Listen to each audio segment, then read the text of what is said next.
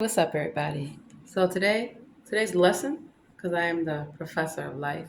First, I gotta show you my sweater. It's Cypress. It's really cute. Got the matching pants. But see how it's this way on this side? Uh oh. Let's see. Of course, I like my hood. Had to change it up.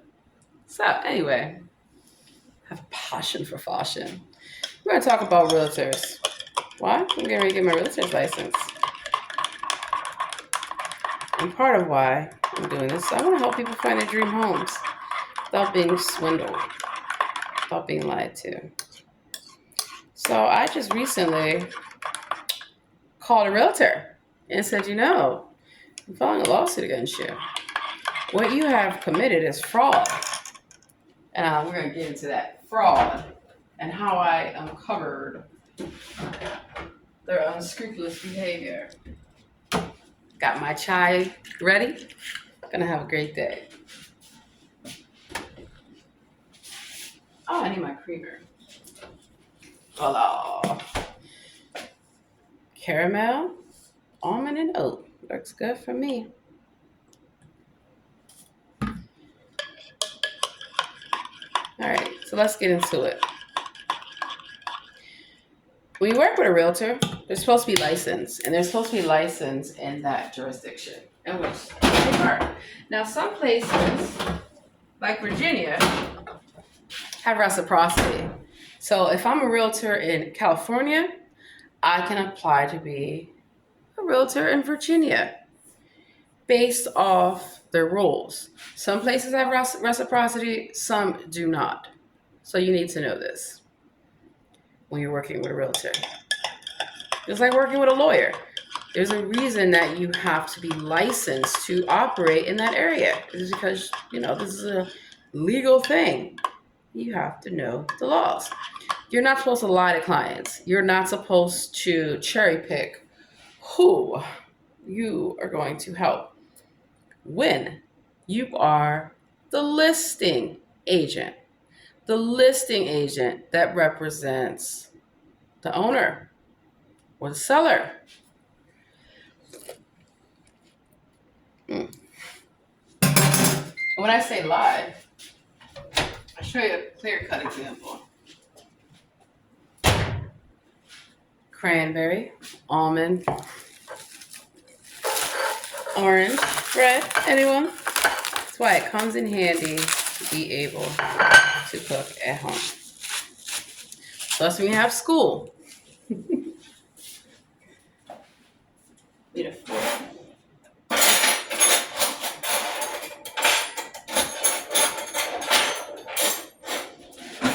Alrighty. If you are looking for a property, right? You're going to want to make sure that you understand, one, if it's a homeowner or condo association, that they tell you all of your rights. Thank you, Lord, for the food I'm about to receive, for the nourishment of my body. And when I say your rights, say you're going to buy a property and you don't know that that's not even their property. How would you know? Well, you should always check state records. Just like if you were going to rent an apartment or do a sublet or even Airbnb, you could not pay me to do Airbnb ever again. That's a whole nother issue.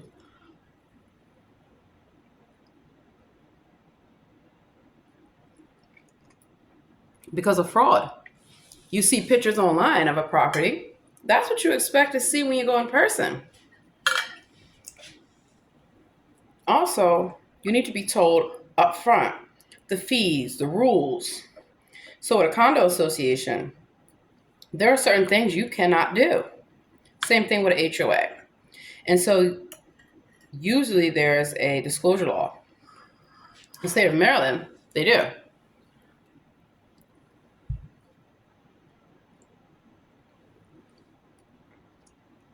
Hmm. In DC, not so much. And I noticed that because I have been studying real estate law in all these jurisdictions. I also worked in the Office of Real Estate Transactions when I worked in the federal government. So a lot of what I want to do is help people on a pro bono basis until I become certified. And I'm able to do that because the first thing I tell them, I'm not a realtor,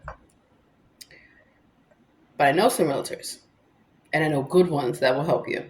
Not like a lot of these, I call them ambulance chasers. They're just looking to make a couple bucks. And the case that I have now, that I'm filing a lawsuit,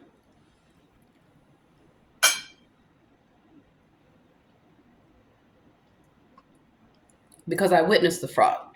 So let me explain that you can represent yourself pro se in any court matter. When it comes to representing others, unless you're an attorney, unless you have been admitted to the bar, you cannot represent people in a courtroom, which is why I don't do that. I'm not going to get hit with an unauthorized practice of law. My name ain't Rudy Giuliani. Rudy Giuliani is not even his name. That's Grace Elizabeth Reedy of Richmond, Virginia. Oh, it gets deep.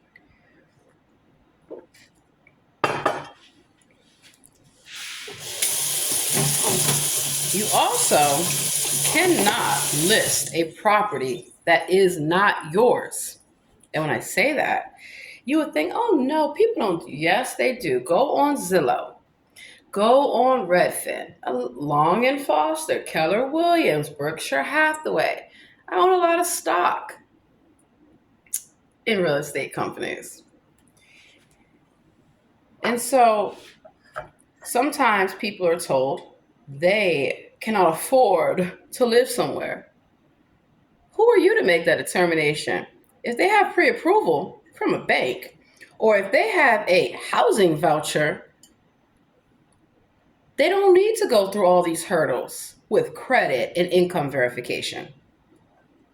And so when I have a lot of people that come to me to tell me they have a housing voucher or they have a housing grant in Virginia and DC, there are a number of, even Maryland too, a number of programs that help people, such as HPRP, such as grants short term, if you are a survivor of domestic violence, if you are a survivor of human trafficking, if you are elderly.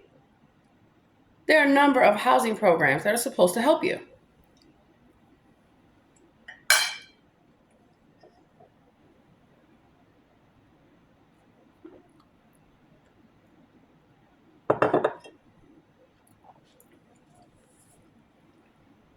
A realtor should never tell you what you can afford.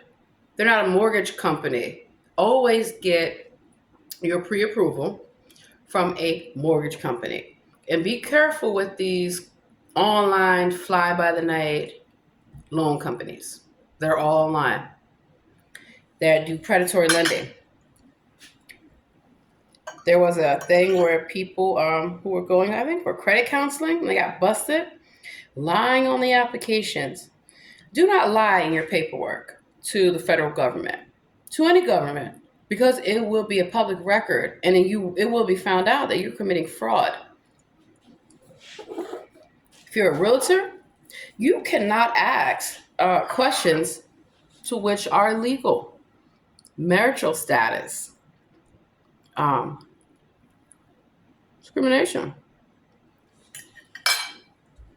Let's pull up what the law says.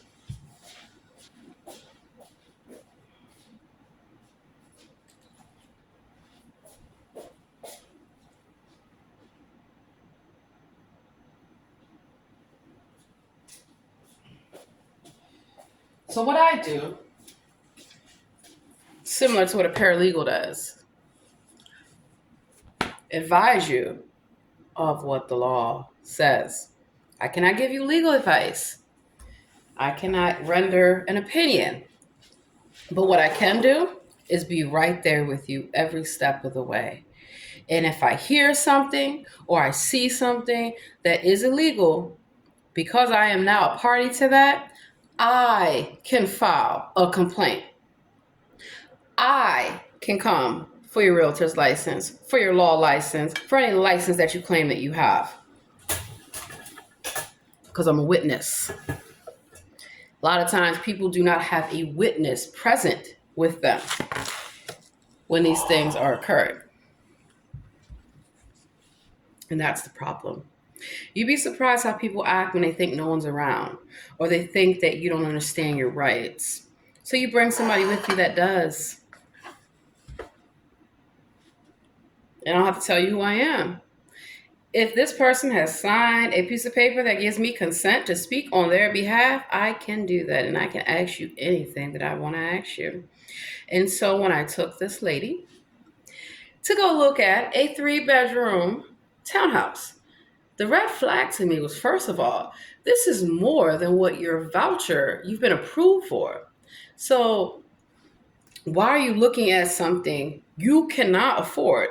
And that even if you could afford it, the government is not going to approve it because there's a such thing called price reasonableness. And they have that set in stone because if a person sees a housing program, any kind of voucher, they think, oh, that's good government money, guaranteed on the first, which it is. Market value at that. Now, some jurisdictions, the price of what they are telling people that they could work with is completely unreasonable. Just doesn't make sense because most of what is going to be afforded to them are some of these low-level, dilapidated housing units. Because nobody with their sane mind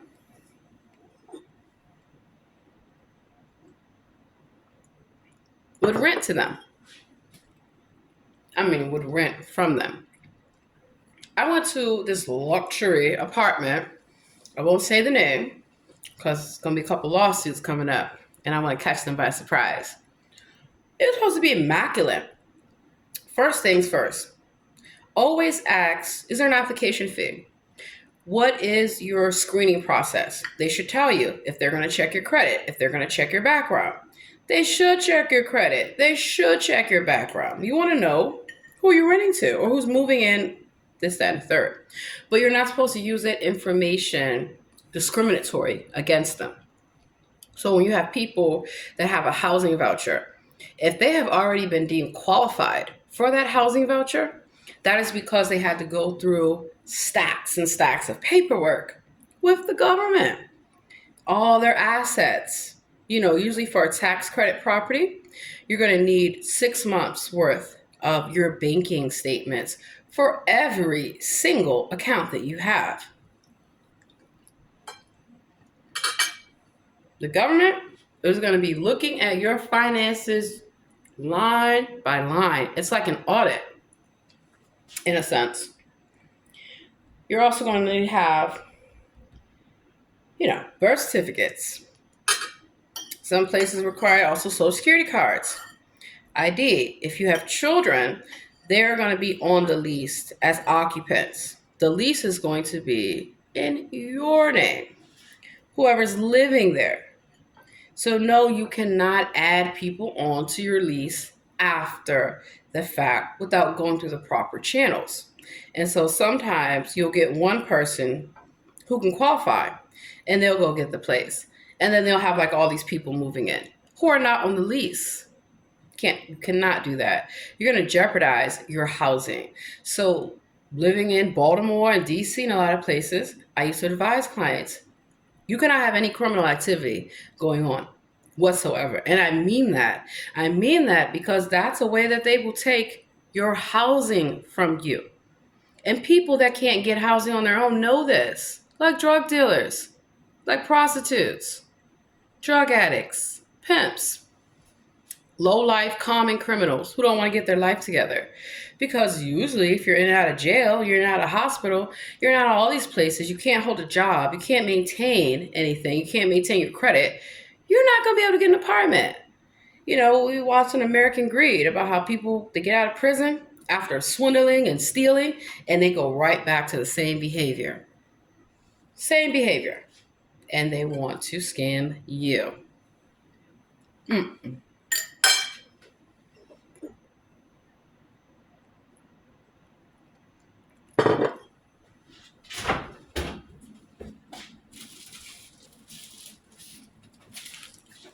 Leave this out for later.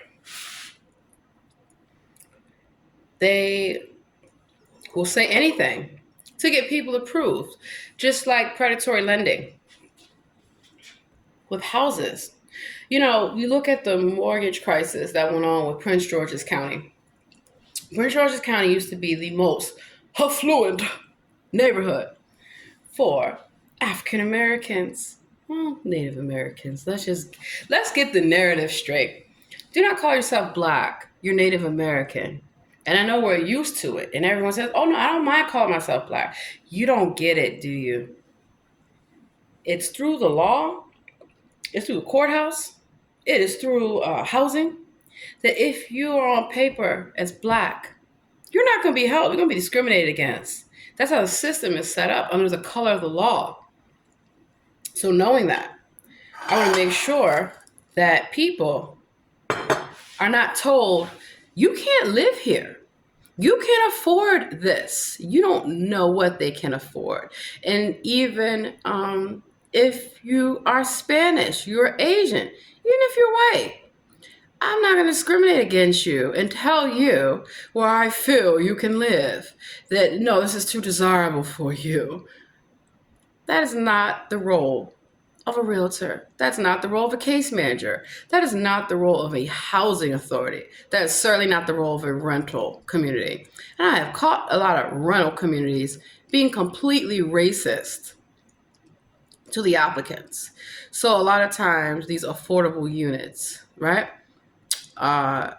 Apartment says, hey, we're going to be mandated to have a certain amount of affordable units. A lot of times the units are nothing in comparison to the market rent units.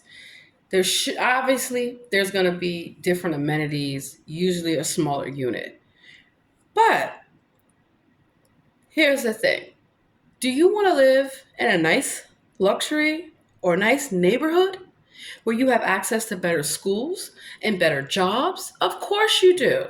You have that right. So if someone has a housing voucher, I am not going to tell them, like a lot of my clients have been told, you can only live in Northeast or Southeast, or you can only live in certain parts of Maryland or certain parts of Virginia. Let me tell you something. You have a housing voucher, you have a housing program, I will help you for free, like I do a lot of people.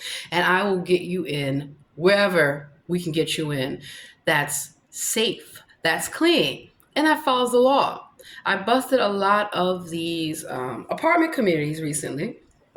Clients tell me, and I'm paying for their application fees. You know why? Because I am able to write it off on my taxes. This is good experience for me. And I'll be able to get a grant. That's part of what I want to be able to do, is to get a grant to help with the wraparound costs of people when they are getting a housing voucher. Or even just in general, say you're a migrant, say you are a survivor. You need a place to go, and you need a place tonight, not tomorrow, not taking weeks where they're sitting on your paperwork for days on end. Are you kidding me? You don't think I know how the process works?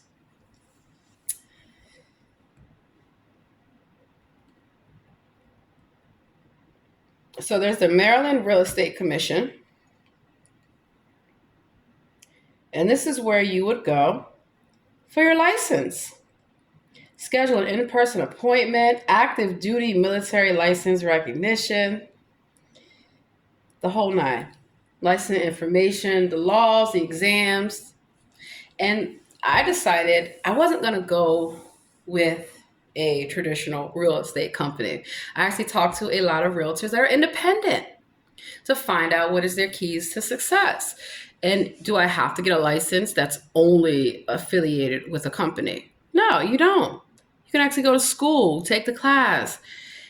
You can even just take the exam. You can get the books and study. So that's why a lot of things for certifications I'm able to do because I will go and get the resources and study. I don't want to spend thousands of dollars on get rich schemes. I saw something about tax liens, and then anytime they want you to come to this nice hotel with all these people to get this information that they could have given to you for free or online, it's a scam. It's a scam. It's a scam. So it's always good to know when you need to report someone how to do so. But the first thing you want to do is make sure that they are legit. That's why you do your due diligence and your research. So back to this unscrupulous realtor that I just had to curse out. And I'm pretty sure my neighbors are like, damn, I didn't curse them out. My voice just got raised. Because one thing people like to do when they're wrong is try to overtalk you or they want to confuse you. Like a telemarketer. They keep calling you and you tell them not to call you and they like to talk shit. Just start talking shit back to them. Start over talking them. Eventually they give up. But there is an opt out and they never use that. So what I'm saying is that you don't have to be about money to help people. Sometimes people do not have money, but they need help. It's up to you to decide whether or not you want to do that. And so that's why not only am I going to be a lawyer, but part of what I am going to do by having a realtor's license, I can make money from the comfort of my home. It's not like how it used to be. Like I used to work with realtors, also how I know. And I learned from the best of the best when it comes time to staging, when it comes time to advertising, to knowing the market. Because I did concierge and I did property management. I had 9 Airbnb properties. Yeah. Maryland, DC, and Virginia. And I had keys to their homes. And I made sure that the utilities were paid. I made sure that, wow, your guests are not fucking up your property. I made sure that, as I mentioned, utilities, trash, water, sewer, I inspect the property. Every time a guest would check out, I would inspect the property. I would also clean the property. I would also stalk the property based off the contract and based off what they wanted to offer to people. So for short-term rentals, long-term rentals, luxury, designer, boutique. Why? I'm a traveler. I have traveled for many years. So I know what people are looking for. I have stayed at some hole-in-the-wall hostels and I have stayed at 5 stars. Don't talk to me type of places. And yeah, I have seen it all. So I like to level the playing field to make sure that if you're qualified for that home, you're going to get that home. I am going to package you in the most favorable way. Number one, when you are going to look at properties, look your best. Presentation is everything. Also have your paperwork in order. Have everything that you need by having a pre-call, finding out what their process is. So that way you're not surprised. Do you charge an application fee? A lot of times, if you have your updated and verified credit report, some realtors or some agents or even apartment communities will accept that. But instead, they would rather you pay $40 to $50 per adult applicant. And that's on the low end. A lot of these places are doing a reservation fee. If you haven't been approved for the place, why are you making people pay a deposit? Like a $500 holding fee. So if they don't get approved, they're supposed to get their money back. But how long does that take? And then if you are in the market looking for a place, you don't have time to be waiting for hundreds of dollars to be returned back to you. What if I told you a lot of times the money is not being returned back to people? Yeah, it does not. You don't need to pay $40 to run somebody's credit or to run their background. You would have, if you're a company, a database that does that for you, a third party. Now, are these third parties legit? That's what you have to make sure, because the algorithms that are set up are to go against people that are lower income, regardless of your race, regardless of a number of things. And it's not fair. And so, one of the things that I look at when things are not fair, how to make things right, how to make things whole, how to return the moving party to the position that they once occupied, right? So, say this is your home and you decide you want to rent to someone. That's your right. That's your choice. As long as you've done due diligence to make sure they're not a criminal, that they're not committing scam, they're not committing fraud. And so with a realtor, with an agent, when you represent the owner, just like a lawyer, when you represent the client, you're supposed to give them all the factual information, not cherry pick whose application you feel is best or based off how much money you think you're going to make. Yeah. So a lot of times people are not told the right information, the owners, as well as the renters. You should have a tour. Never rent a property or buy a property sight unseen. I don't care if you got to get on a plane. If you're moving, like I move across the country, I am not going to take a place or put money down on a place that I haven't even seen. But there are scammers who know, oh, you're in the military. You got to move, got your deployment papers, got to move quick, fast, and in a hurry. I have a deadline. I need to be boots on the ground by X, Y, Z. These are my orders. And they play games, right? Because they see VA. Oh, we got some money here. So a lot of my clients are my former employees. Well, former coworkers, I should say, in the government, in law enforcement, in the military, because in teachers and firefighters and nurses. I know that there are different set-aside programs, first-time home buyers, a number of things. They shouldn't be discriminated against. Or maybe you don't want law enforcement living in your neighborhood. I welcome it, as long as you're not a psychopath and do your job. Yeah, because you got fraud with that stuff. That's a whole nother thing. But I welcome anyone that wants a clean, safe place to live. Isn't that a human right? Doesn't everybody want that? Should not everyone have that? But we know that that's not the case. And then the other part of my clients, so those clients can afford to pay me, and they do. Finder's fee, a small fee, nominal. And they know that I'm going to be with them every step of the way. They know that they can trust me, and they know when it comes to their moving logistics, everything, I coordinate it all because I did this for relocation services. Oh my God, when I was in the military and government. Because we had a lot of people who had to be relocated. And I have to make sure that your housing meets the standard. So if you're living on base, you have an allotment. You don't have to live on base depending on, I guess, what your contract says or what has been set up for you. So housing allotments, it is a real thing. I was always good with using my housing allotment when I was in the military. So I could stay really nice places. Yep. And didn't have to pay an arm and a leg for them. Especially if it's going to be a temporary home or, this, that, and a third. You want to have stuff that's comparable to your standard of living. And so ironically, that's how I found out about hostels when I was in the military. Cheap, easy accommodations just for a few weeks that I would need to, do my training or my assignment, or whatever the case may be. I actually stayed in a hostel when I was in training for San Diego PD. Hey, everyone.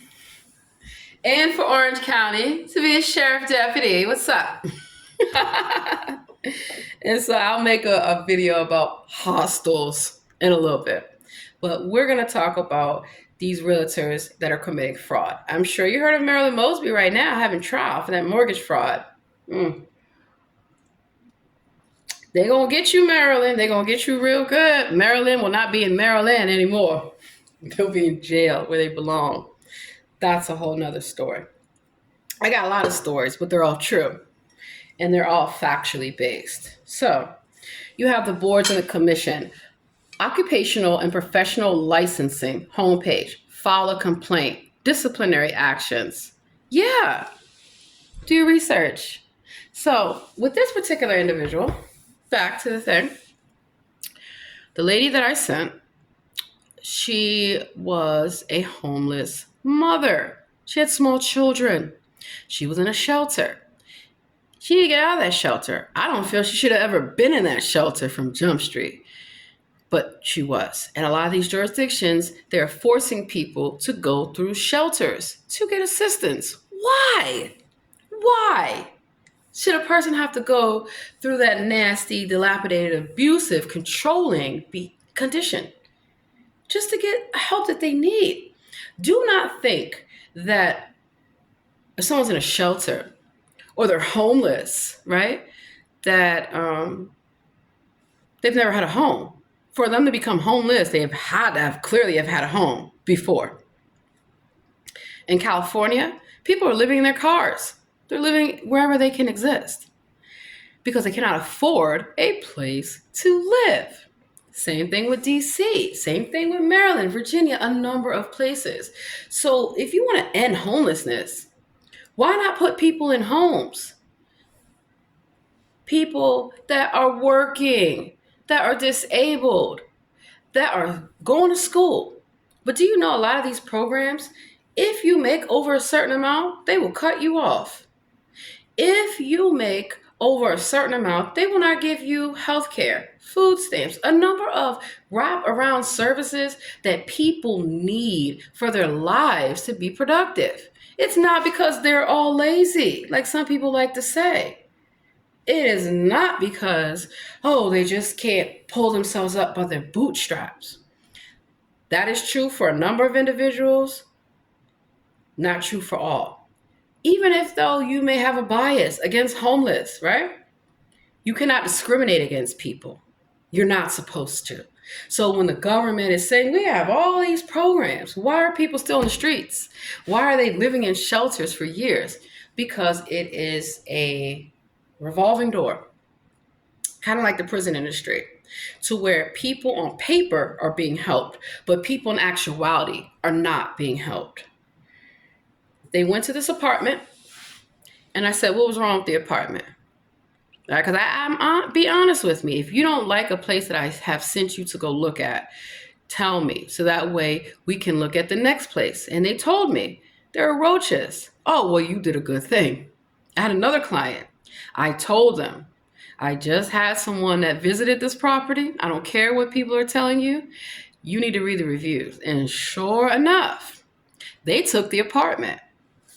Do not say I had anything to do with that, because I did not. I advised this young lady. And this person wasn't homeless. So I'm like, wait a minute. This person doesn't have a home, but they have enough sense to know, do not take a property that has these issues. This other person took that property. They did not care.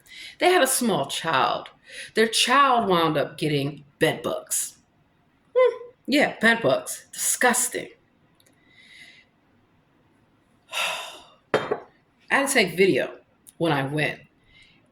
When I did the tour, the roach was big, fat, nasty thing. Chenga, crawling on the wall. I said, absolutely not. You know why you have roaches here? I said, because you have these old radiators. These old radiators are how they're coming through, because everything was supposed to have been brand new and sealed up. So it was not. It was not. They tried to file a complaint against me. I said, first of all, I advise you not to take that property. Second of all, I don't care. Go file your complaint, because I helped you out of the goodness of my own heart. It will never happen again, right? So don't get mad if you take bad advice and you screw yourself up, right? Now, for the other lady, I went with her. And because what I do, I'll go in the paper and go online. And a lot of times the photos look nothing like what they're showing you. But they think you are greedy. They're greedy, and they think you are desperate and will take anything. And they see that, oh, you have a voucher? I want that good government money deposited in my check or my bank account on the first. That's all they care about. Slumlords. Slumlords. And these are apartment buildings that are still in existence. How haven't they been shut down? I like to know if there's dilapidated housing, right, a concern. you need to know who to contact. So in DC, it used to be DCRA, Department of Consumer and Regulatory Affairs.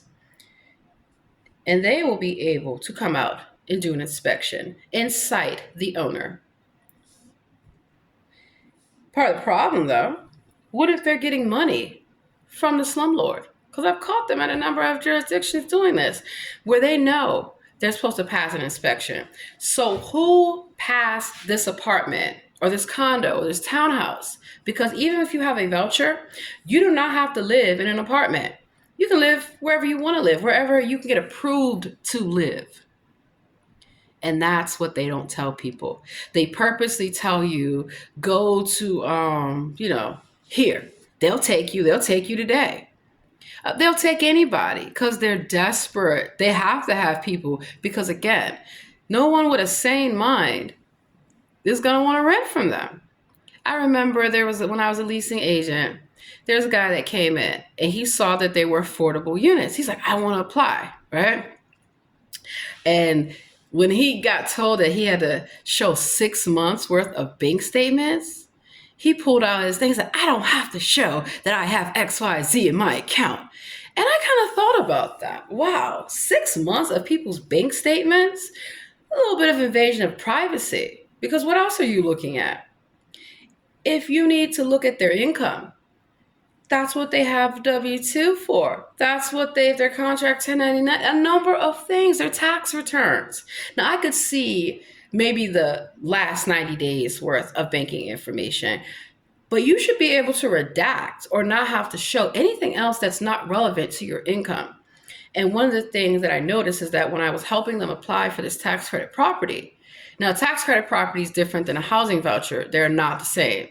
So the tax credit property, I had to advise people, you're going to have all these things in.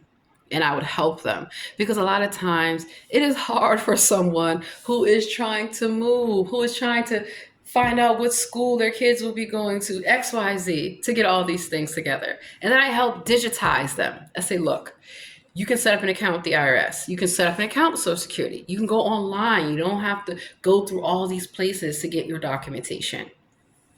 But that's also how identity theft and fraud occur. Yeah. So the second place that I took her to, she got approved. She got approved the same day because I had all her paperwork together. I called in advance. How much is your application fee? Okay, $40. I got her $40 right here. Alrighty, what do you need? Where are the documents? What is the time processing? Also, having a nice attitude and being professional and polite to people goes a long way. So if you need something done, there's no problem with going to them. I know that typically the time frame is XYZ, but this is what I would like to do.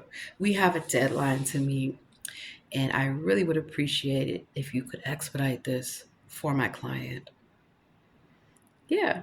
And I don't bribe people. I don't have to. I worked in marketing for many years. If I know you like coffee or tea, that's what I'll do to sweeten the deal. If I know that, you like kava or Chipotle, you know what? I appreciate your hard work on this. Here's a gift card. And I do that after the fact, right? Because sometimes you can try to expedite a process and the person will just still try to burn you. Literally, by saying, oh, okay, well, what else can I get from you? Nope. And also I teach the clients how to have a good relationship with the property manager, how to have a good relationship with the rental office or anything. And if they have any issue, who to call, who to contact. Oh, okay. So the Department of Buildings Establishment Act of 2020 became law on October 1st, 2021. 2 new agencies, Department of Buildings and Department of Licensing and Consumer Protection. Yes. So now I know who to go to. So it used to be the DCRA. I've been out of jurisdiction for some time. So that is why I always look up the most relevant and updated information before you advise someone of something or show them their options.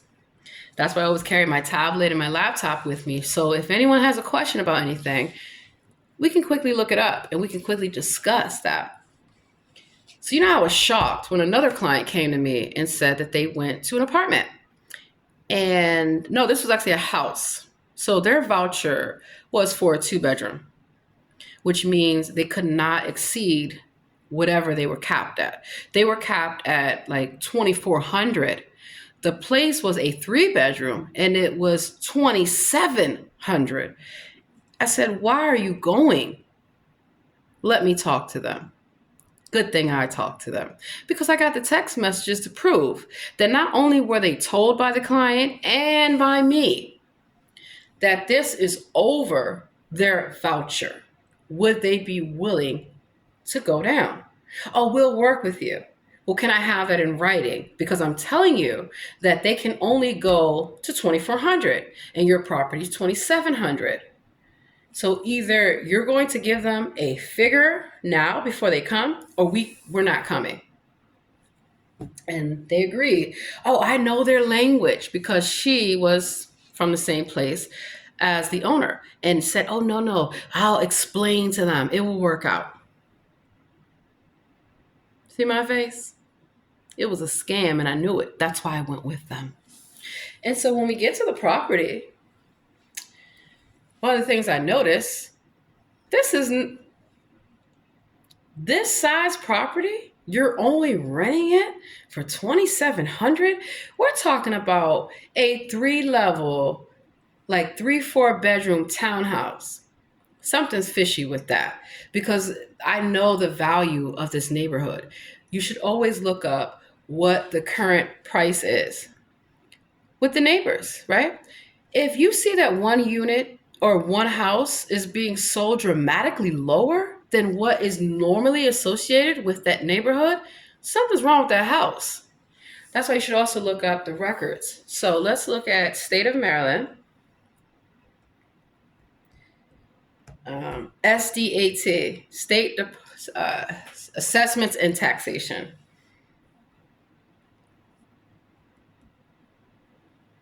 You could also do a business search on there, but what we do is real property searches. And so real property data search.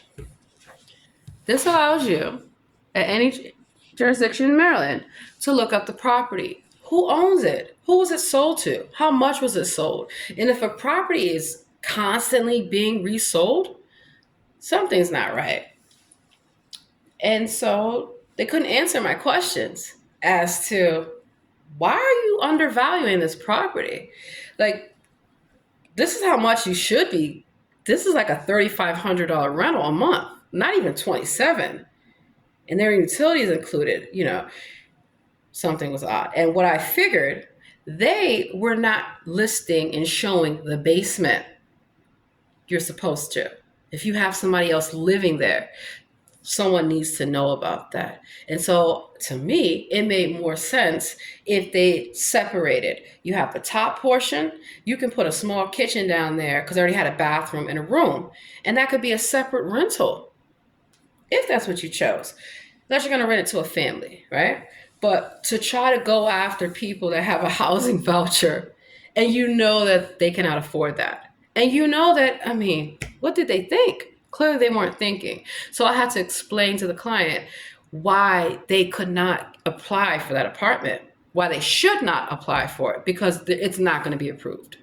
And then when they were asking her, oh, we see that you get disability. What do you get disability for? You don't look disabled. I said, whoa, stop right there. First of all, you don't have the right to ask them that. You don't have the right to question them. And it's not up to you. Are you a doctor? So you don't need to know if they're disabled.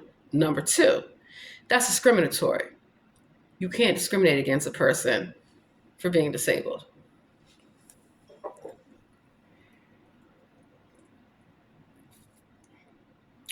So they agreed. They said, no, we're so sorry about that. We didn't know. But you're a realtor. So these are 2 realtors that I was dealing with.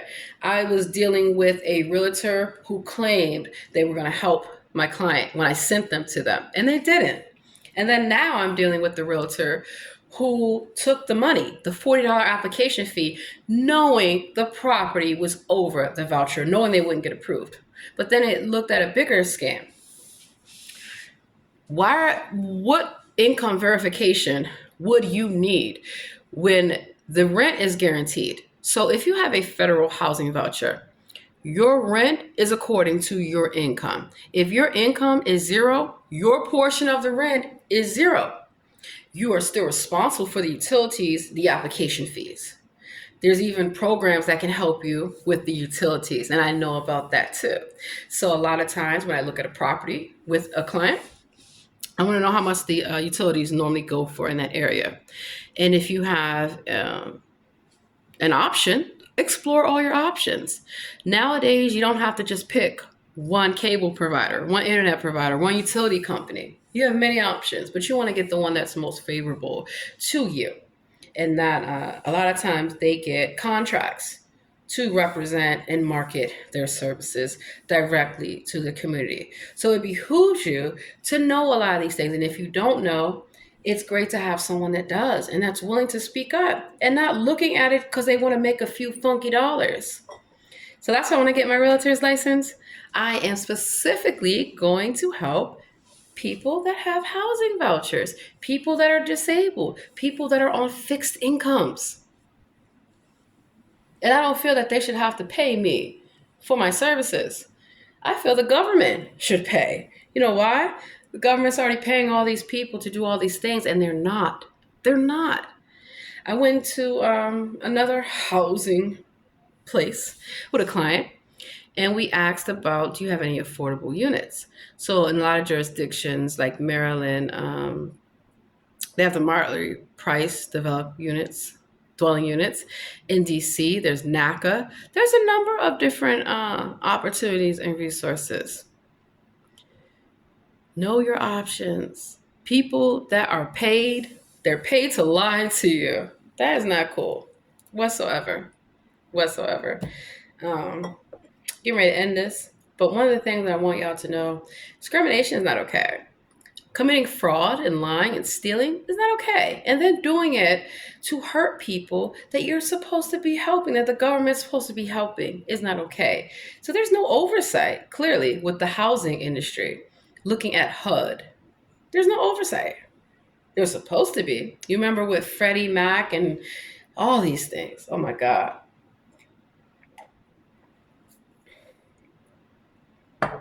So I'm going to partner with the local DHS in Maryland, DC, and Virginia. I'm already doing it with California. So that way, when clients are coming for services at the intake level, you want to assess them and help them with everything.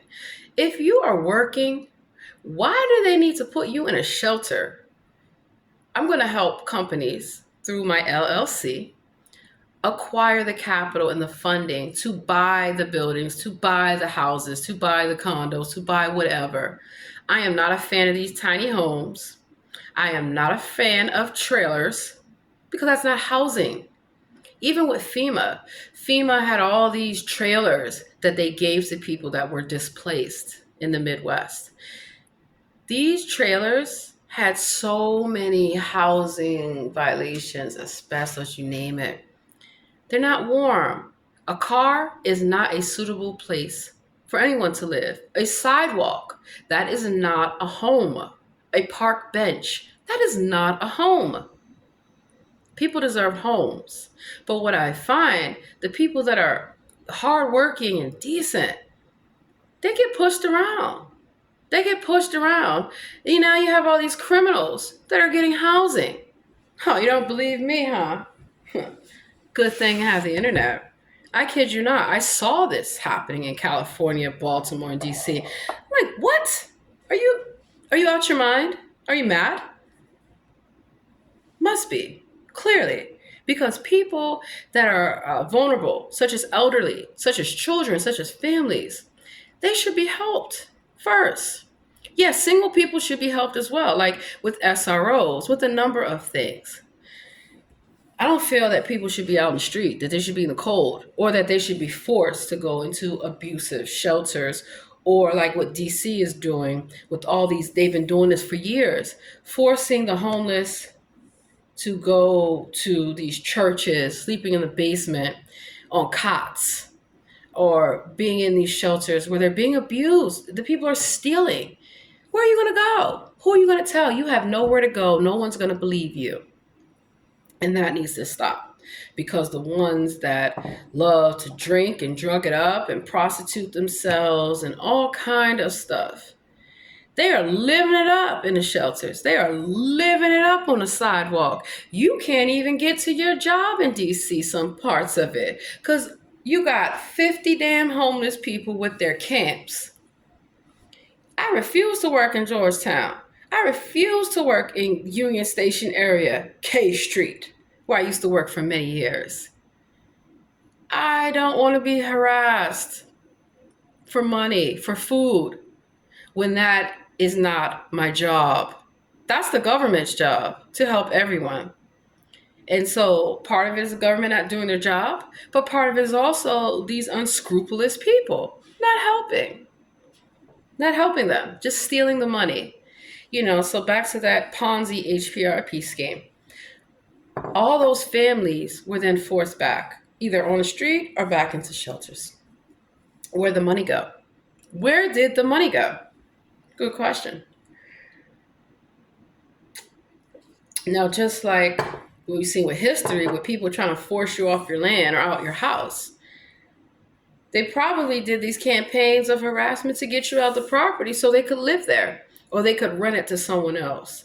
A lot of times when someone is no longer renting a property or even in a program, they don't tell the government that.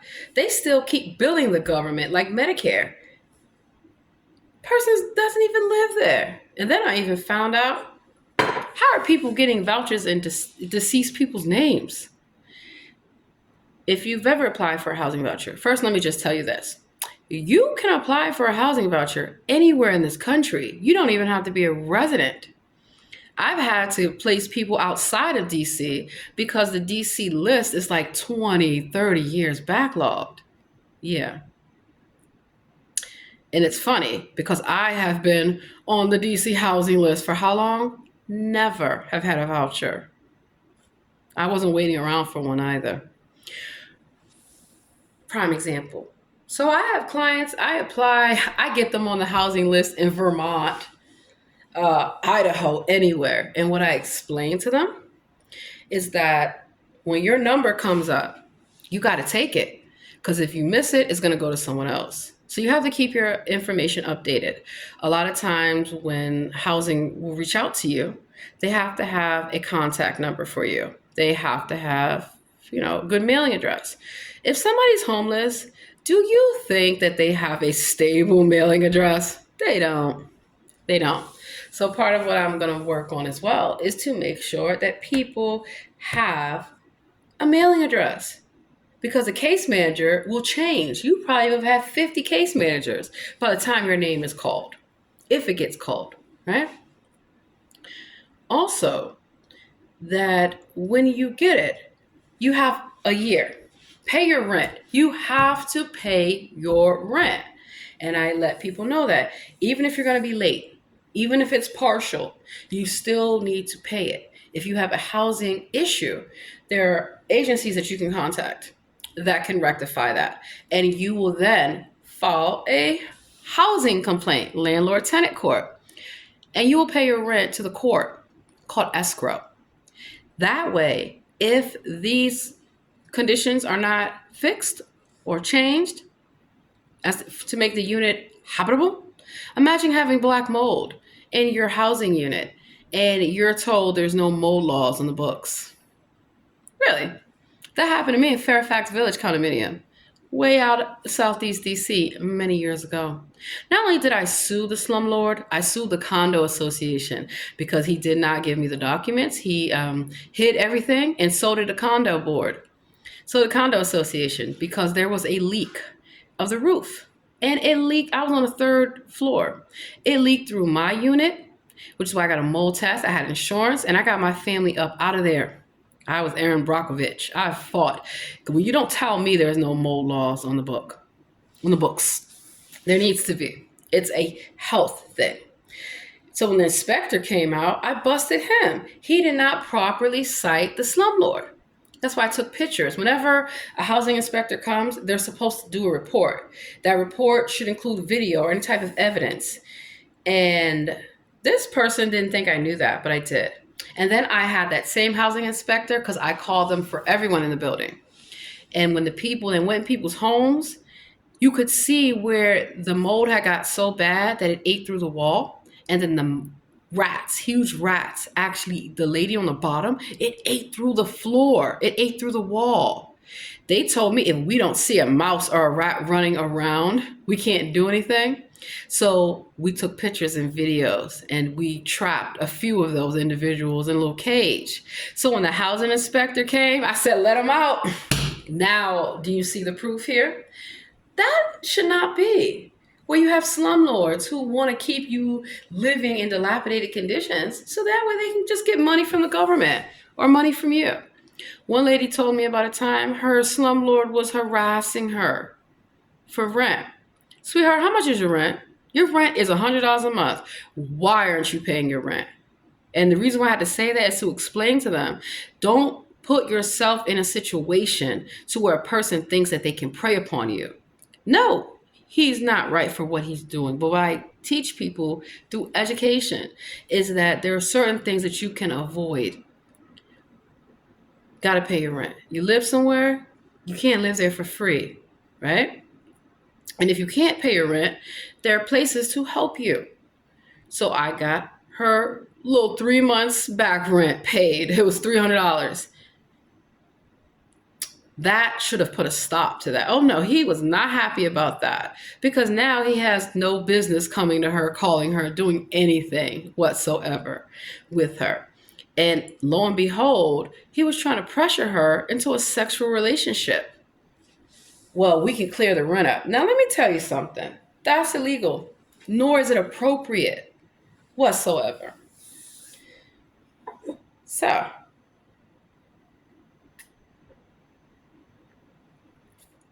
I had to get her out of there.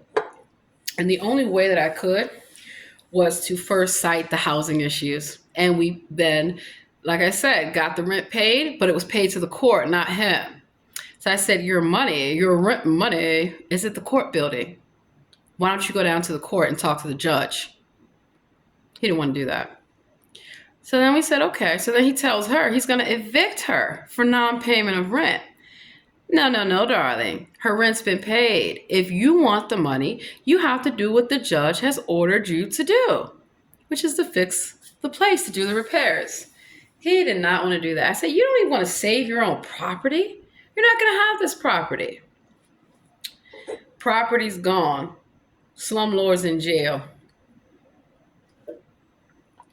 Why? Because the government does not take kindly to you defrauding them. And I got her moved into a way better place. She never has to worry about that again. So I'm going to tell you really quickly, and this is the last story. Story time. I had a family, young family, white family, and they wanted to move to DC, right? So at first I'm like, coming to gentrify something up in here? But then I thought about it, right? Everybody has the right to live where they want to live. And I asked them, why do you want to live in DC? Just curious, because they were not from this area, knew nothing about DC whatsoever. They're like, how can I say this? Just very, very white. This is very white. I was like, hey, you want to live in Southeast? Well, the history of Southeast was that white people lived there. People they call black, we lived in Georgetown. We live in Northwest. We live uptown. And the reason why is it's simple. Very simple. The value of the land, the value of the buildings, the properties. But now you see a whole reversal where now, Southeast is predominantly black and uptown and all these areas are predominantly white. But that's not what history shows us. And so they could not afford to live in the areas that were designed for them, right? I wasn't racist. I didn't have a bias. I helped them move where they wanted to move. And they didn't even have a lot of money. People think just because you are of a certain race or you should have this background to subside that. Well, go to West Virginia. It is one of the poorest states in this country, primarily white. And yeah, so I've helped a lot of people. You're supposed to help all people. I'm gonna be a great realtor because I am going. You see, habla español? Okay, mamacita, come on. I got a house for you. Mi casa, su casa. Yeah, I like that. I liked when they were a number of elderly Chinese families that were displaced out of Chinatown. Imagine you're Chinese, you live in Chinatown, but you can't live there anymore. Yeah. Adams Morgan, Columbia Heights. And when I tell people, they're like, why are you helping me? Shouldn't somebody help you? If you haven't done anything to me, I don't feel that I have to, you know, not help you, you know, or try to make you pay for something that you did not do to me. No, it doesn't work like that. So when I hear people talking about gentrification, I want you to know that the gentrification that's happening in DC, it happened by your own people, your elected officials who turned their back on you, who completely don't care. Wake up. A lot of times, your enemy looks just like you, sweetheart, talks just like you, but they are not of you. They're only out for themselves. They only care about themselves. That is it. That is all. So I'm going to get ready to end this, but when I worked for DC government, I saw firsthand how this was playing out. I had to tell the Spanish people, the immigrants in Adams Morgan, in Columbia Heights, they're closing your shelters. I had to tell all the homeless in Ward 1, in Ward 2, not a single church will help you. And they're black. The churches are black. Not one church, black, white, whatever, Spanish, Asian, they would not open their doors for the homeless for hypothermia. This is back in 2010. That's how long ago this shit's been, even longer than that. So I used to tell people, do not blame the wrong people for what is being done. Look at your elected officials who are getting the kickbacks and the money and the development projects and all these things because they have turned their back on you. Not me, sweetie, but I'm here to help you because I don't agree with it. I don't believe in it. Yeah. So it looks like I am going to get back into working for the people. And that is going to be through my professional experiences and education. Yeah, and I'm proud of that. I am proud that when I see something that's not right and I know of a solution, I go to the people that need to be made aware of these changes. Why? So when you want to think about advocating for your community, learn how the process works. Learn who are the key holders. Learn what is on their agenda and how what you have should take priority and precedent. It's just like when I worked on Capitol Hill. A lot of times information does not get to the congressperson or the senator because whoever answers the phone doesn't feel that's a priority. Are they even trained to answer the damn phone? Hell no. A lot of times you have interns and volunteers that are answering the phones for these elected officials. And I don't have anything against that because I was once there.